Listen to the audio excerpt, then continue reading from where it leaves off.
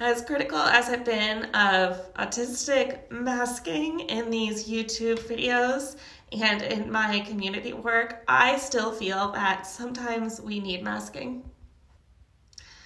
And this is a really hard position to advocate for because many of us, especially in social justice circles, really tend to see the world in black and white, good or bad, and there's so much more nuance.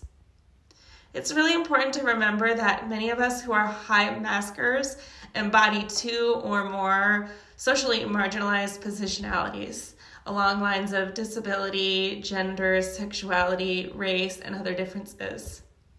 As a result of these intersections, we experience heightened marginalization and oppression.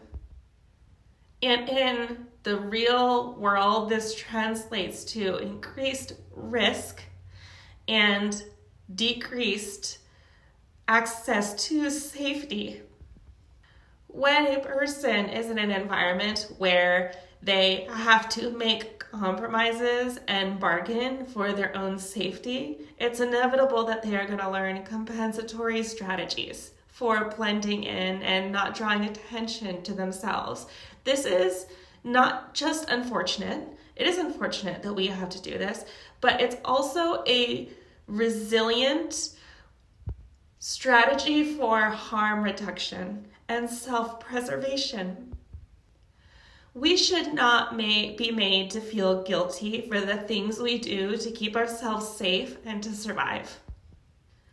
We should not be blamed for that, and we should not have to listen to people try to talk us out of those compensatory strategies, especially when those people have more privilege and have no lived experience with what it's like to navigate multiple overlapping oppressions.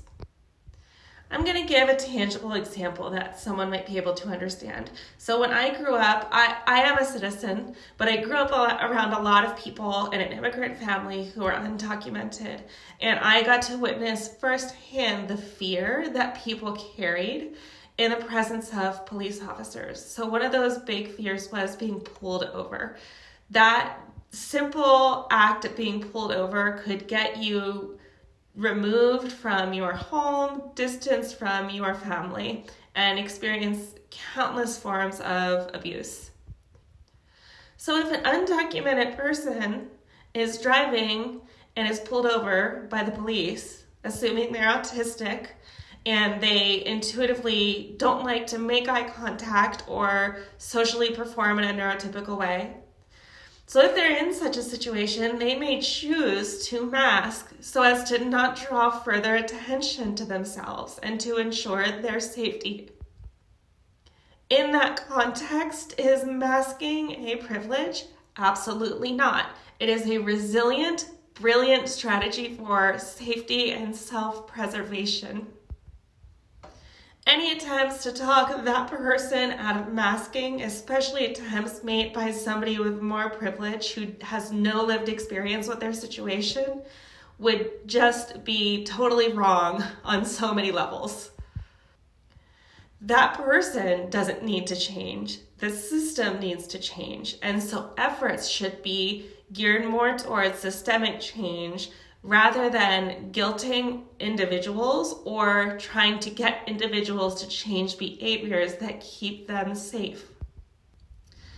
And I would also argue that it's important that autistic people especially who embody more than one marginalized positionality, understand how and when to mask and be empowered to make that choice for themselves.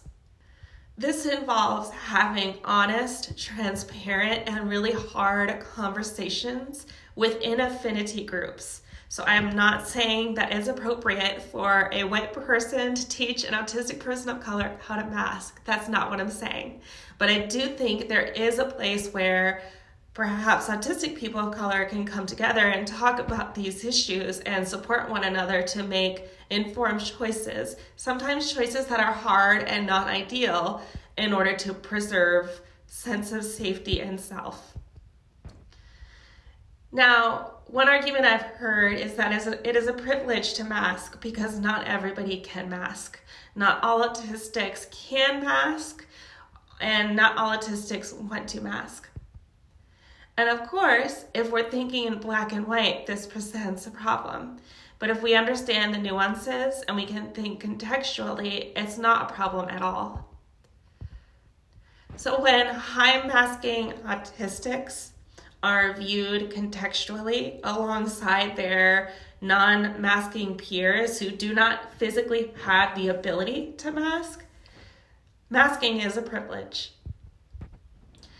However, when they are viewed alongside their autistic peers who can mask but don't have to, don't need to mask because they don't experience the same level of marginalization and oppression, then it is not a privilege. Actually, masking confers risk, and it's a result of oppression. When high masking autistics are viewed contextually alongside their neurotypical counterparts, masking is not a privilege. Again, it's a social strategy for safety and self-preservation that comes from oppression.